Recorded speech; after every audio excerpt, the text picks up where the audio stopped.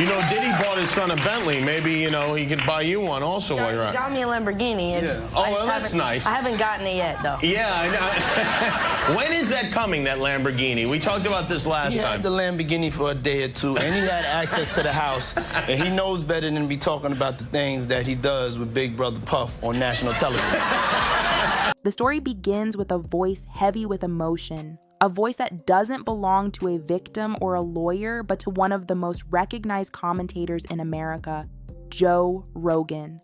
For years, Rogan has built a reputation for speaking his mind, unfiltered, direct, and unapologetic. But this time was different. This time, Rogan wasn't laughing, wasn't joking, and wasn't just analyzing. He was deeply shaken. Because the story he was covering wasn't about politics, wasn't about sports, and wasn't even about the usual celebrity scandals. It was about Justin Bieber, and it was about Diddy. So check this out, yo. Justin, you ever seen the movie 48 Hours? Right now, he's having 48 hours with Diddy, him and his boy. They're having the times of their lives, you know, where we hanging out and what we doing. We can't really disclose, but it's definitely a 15-year-old's dream. You know, I have been given custody of him. You know, he signed to Usher. I'm signed to Usher. I had legal guardianship of Usher when you know he did his first album. I did Usher's first album. I don't have legal guardianship of him, but for the next 48 hours, he's with me. So many horrific accusations involving young singers, like children. Yeah, it's disgusting. It's insane. He makes R. Kelly look like a decent guy. Yeah. It's so crazy. It is crazy. And meanwhile, the guy was like hanging out with Oprah, hanging out with Obama. Jay-Z, everybody. Rogan's words cut through his podcast audience like a knife. He described the growing mountain of reports, lawsuits, and testimonies that tied Diddy to one of the darkest chapters in the music industry. For Rogan, this wasn't just another Hollywood controversy, it was a human story. A story about a young boy, Justin Bieber, who entered the music world at just 15 years old, full of hope and energy, and found himself trapped in the orbit of one of the most powerful, most feared figures in entertainment. From the first moment Rogan addressed it, his tone said it all. He wasn't amused. He wasn't detached. He was heartbroken. You could hear it in the way his voice cracked, the way he paused mid-sentence. For someone like Joe Rogan, someone who has interviewed hundreds of celebrities, fighters, scientists, and comedians, to show that kind of sadness meant the weight of the story was undeniable. What's up, man? You good? I'm good. How are you? All right, young brother, everything's good? Everything's Selling great. out arenas and everything? Yeah. Starting to act different, huh?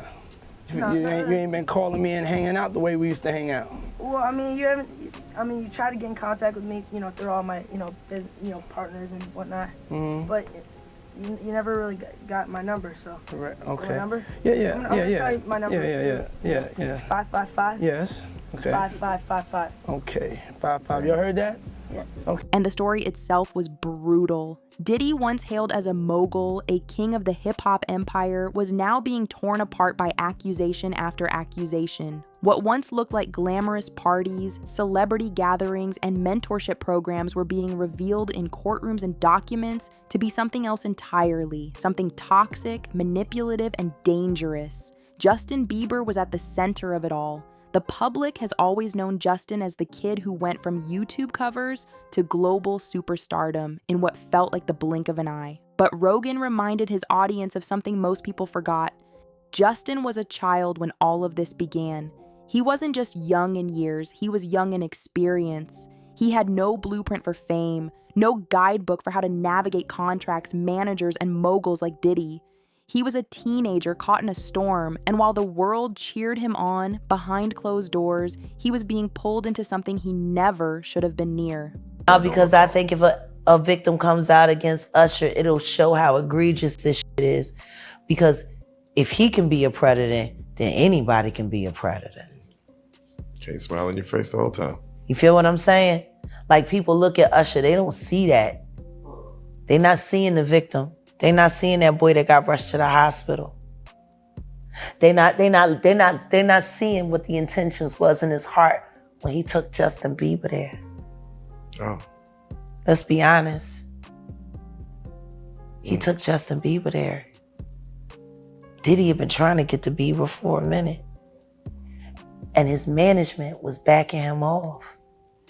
But it wasn't until Usher took over management and had guardianship and gave temporary guardianship to the diddler for 48 hours.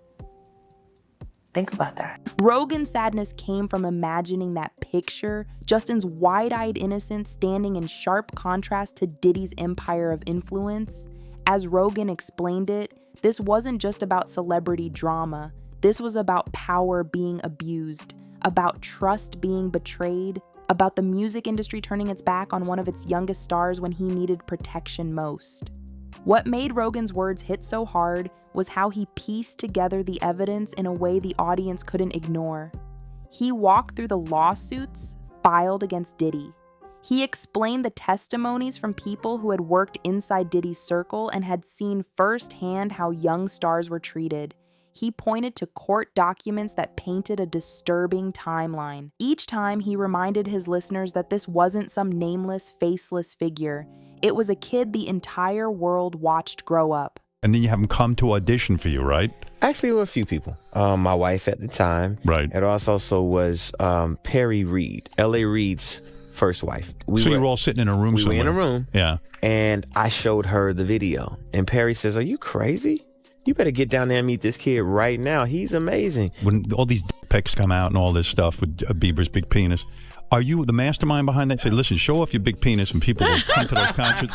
Or are you sitting there? Is that the kind of managing he's doing? Usher, are you sitting down with him and saying, yeah, show your or leave it in your pants? I mean, do you sit him down and say, look, part of this is PR, Hey, man. by the way, he does have a brain of his own. Yeah, but were you shocked at the size of his penis?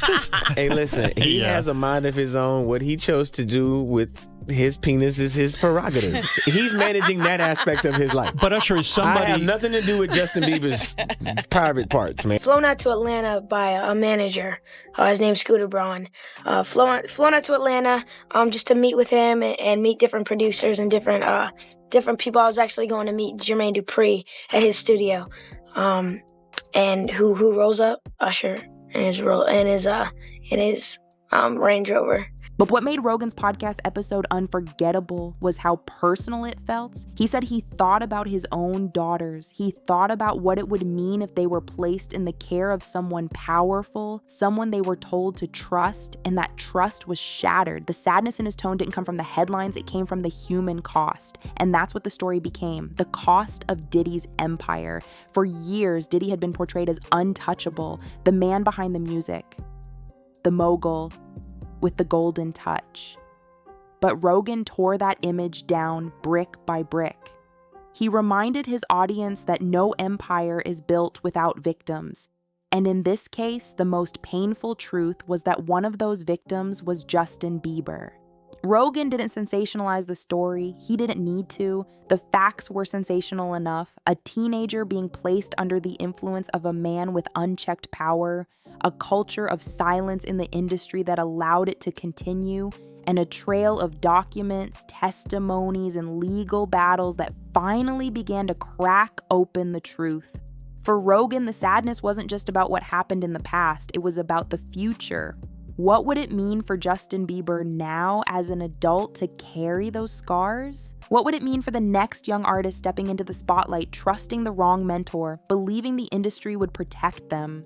The podcast episode played more like a warning than commentary. Rogan urged his audience not to forget what they were hearing, not to dismiss it as just another celebrity scandal. He wanted people to understand the stakes, that this was about more than music, more than fame. It was about justice. And good luck when you're older. You know, Justin Bieber had a post the other day on his Instagram talking about all the drugs that he did when he was younger and how much it f***ed him up. And now he's got a relationship with the Lord and he's got, he's married and he's trying to be a normal person.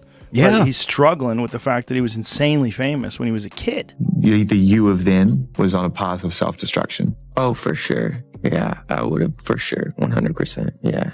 It would have been no bueno. It was bad. I don't know if I'd be alive for sure. It was dark. So I'm very, very grateful to have influences in my life that have played a huge part in me seeing their relationship with Jesus and their relationship with their wives and their relationship with their kids and saying that's what I want. But I want to definitely tell my story so that if that resonates to anybody, that they can hopefully. But yeah, just protecting those moments because people take for granted encounters and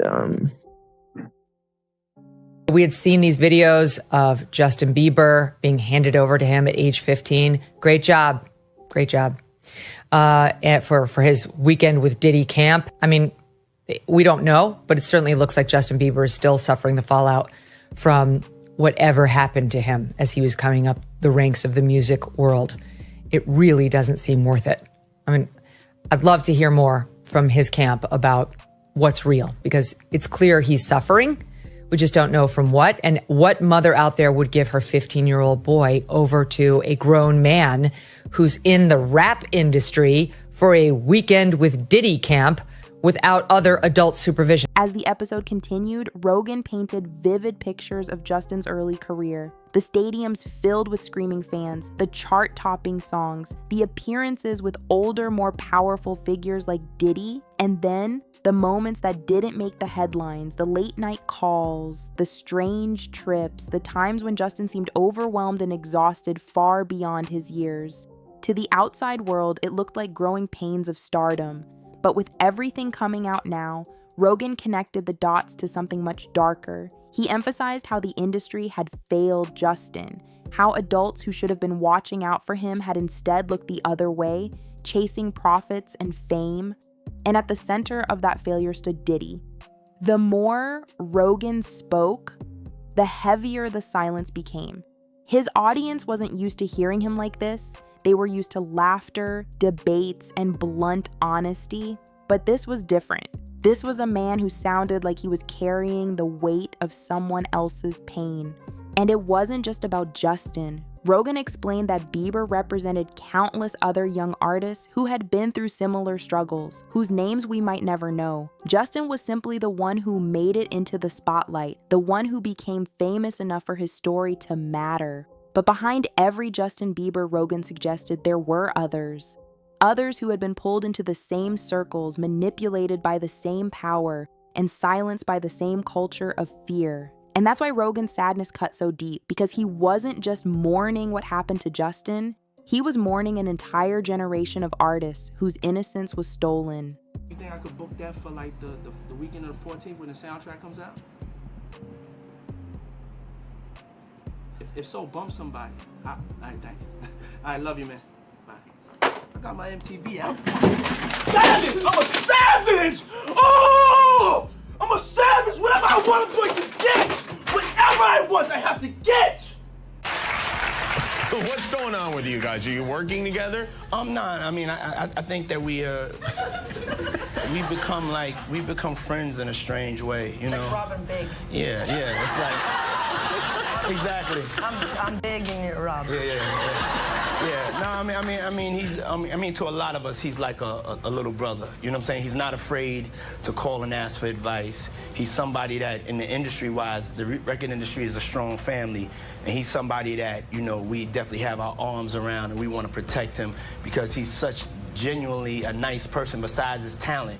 You know what I'm saying? He's one of the greatest kids that you could ever know. Months ago, I was really struggling mentally and emotionally, and just there was so many things that were adding up, and I wasn't able to enjoy any of the things that I owned. That stuff's not gonna matter to you. None of the actual things did anything because I was so hurt and I was so confused and I was so sick, and there was all these things, and I was like, I can't, you know, there's like, you just can't, like you said, you can't enjoy the actual physical, tangible, like things that money offers, right? For Rogan, the conclusion was simple. Diddy could no longer be defended. The lawsuits, the testimonies, the leaked documents, they all pointed in the same direction. And if Justin Bieber's story taught us anything, it was that silence had gone on for too long. Rogan demanded accountability. He said the industry needed to clean itself up to stop protecting predators just because they had money, power, or influence. He urged fans to look past the glossy magazine covers and the award shows and to pay attention to the victims left in the shadows. the sadness in Rogan's voice became a rallying cry. His audience didn't just hear his pain, they felt it. And in that moment, Joe Rogan, Justin Bieber, and Diddy weren't just names in a headline. They were part of a story that exposed one of the darkest truths of the entertainment industry. And once you heard it, you couldn't unhear it.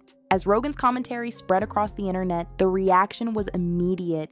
Fans flooded forums, YouTube comments, and social media feeds with messages echoing his heartbreak. People weren't just listening, they were re-examining years of moments that had once seemed harmless. Old interviews, awkward appearances, clips of Justin looking drained next to Diddy. Suddenly, those moments took on a darker weight. The internet had connected the dots, and Rogan's sadness had turned into a spark that lit a fire across pop culture. But Rogan didn't stop with words. He began inviting experts onto his platform, lawyers, psychologists, and former industry insiders who had seen the machine from the inside. Each guest added a layer to the story, painting a picture of how someone like Diddy could thrive for decades while hiding the truth in plain sight. The legal analyst broke down how his wealth had shielded him, dragging out lawsuits, silencing people with settlements, and using his fame to manipulate narratives. Psychologists explained how young stars like Bieber often showed signs of trauma long before the public recognized it. Insiders confirmed the culture of silence. Nobody dared to challenge Diddy because everyone knew what was at stake. Rogan's tone never wavered. He wasn't just angry at Diddy, he was devastated by what it revealed about an entire industry. The music world had cheered Justin's rise, but when he struggled, when he collapsed on stage, when he lashed out at paparazzi, the public mocked him instead of asking why. Rogan pointed out that those were the cries of a teenager who had been pushed too far, a kid carrying the weight of secrets he should never have had to carry. As the episodes continued, Rogan's sadness began transforming into a call for change. He urged parents to think twice before pushing their children into the industry. He warned young artists to protect themselves, to question the so-called mentors offering shortcuts to fame. And he pressed fans to hold celebrities accountable, not just in tabloids, but in courtrooms. Behind every word was the same image Rogan couldn't shake. Justin Bieber at 15, smiling for the cameras, while behind the curtain, Diddy's shadow loomed. That contrast was what broke Rogan most. The innocence of a kid against the corruption of a mogul. And in Rogan's voice, the audience could hear a promise. This time, the truth wouldn't be buried.